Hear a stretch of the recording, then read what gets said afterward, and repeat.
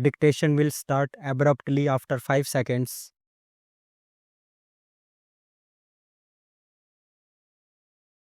The uniqueness of Indian growth experience is that it takes place entirely within the framework of a democratic polity.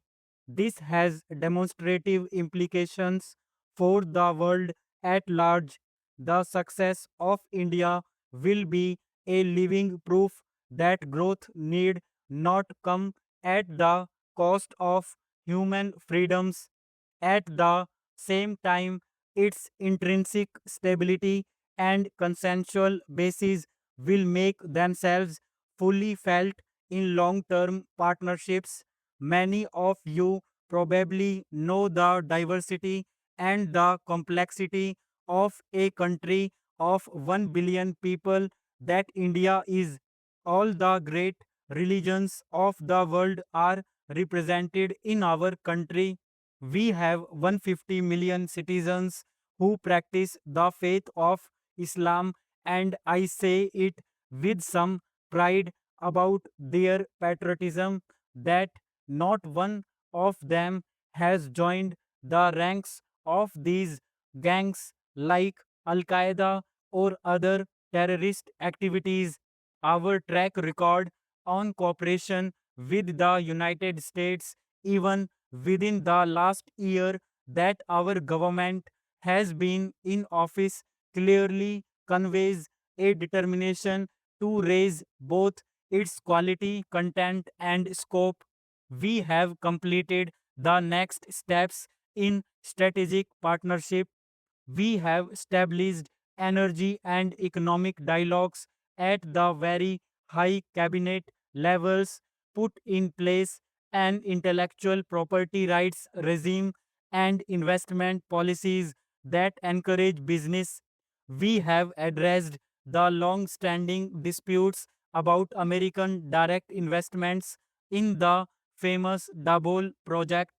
We have recently concluded with the United States an open skies agreement.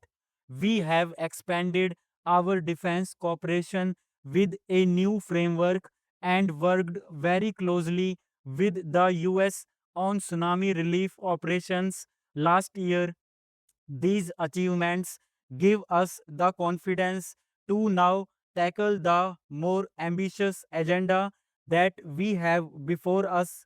India has consistently sought to ensure that global institutions and agreements are perceived to be fair and equitable at a time when global challenges like terrorism, weapons of mass destruction, proliferation, environment, or health have become more complex. It is vital that global mechanisms have the necessary capability and credibility to respond. In matters relating to terrorism, we recognize that it is a global phenomenon.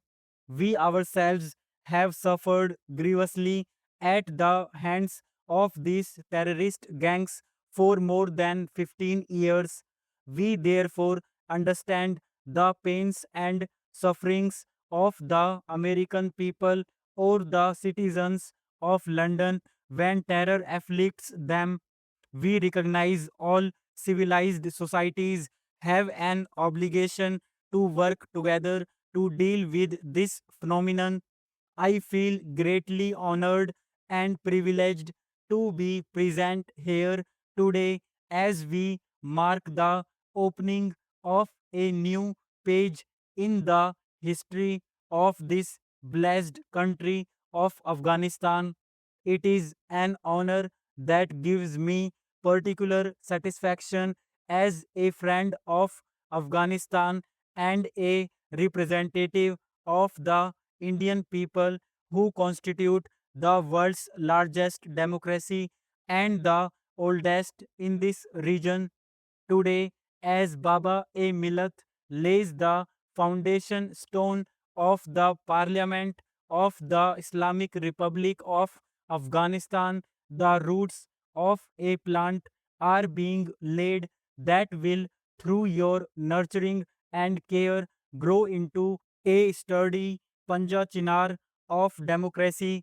Representation is the very essence of democracy. This edifice, when it is built, will be the very heart of democracy in Afghanistan. We believe that democratic institutions need to be encouraged, nursed, and promoted. We also believe that they should develop and evolve in accordance with the culture, values, and native genius of each country.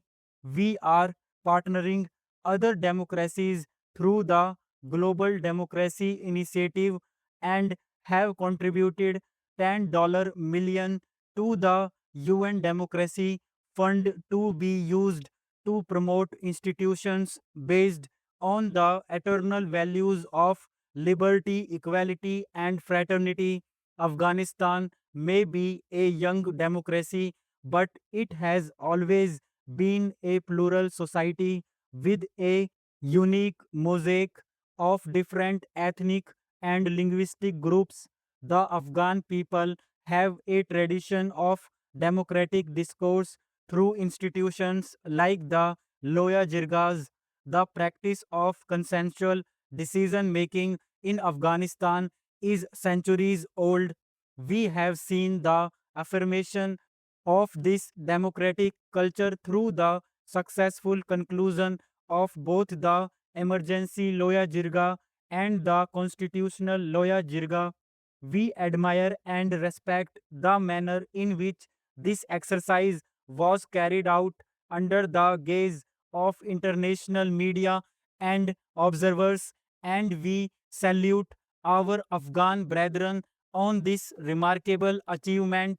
By a happy coincidence, 26th of January, the Indian Republic Day, also marks the day when the Afghan constitution came into effect in the year 2004. Democracy grows in open societies, but open societies, whether old or young, are equally threatened today by the rise of global terrorism. In fact, the open culture of our societies makes us all the more vulnerable. Globalization has made the world interconnected and interdependent. To deal effectively with global terrorism, democracies need to work together. Afghanistan has a unique position in this alliance of democracies that are fighting this menace. We are ready to work with the government and people of Afghanistan to ensure that Afghanistan will never again be hostage to or become a haven for terrorists. The real test of a functioning democracy does not lie within the pages of the constitution, that will lie in the august house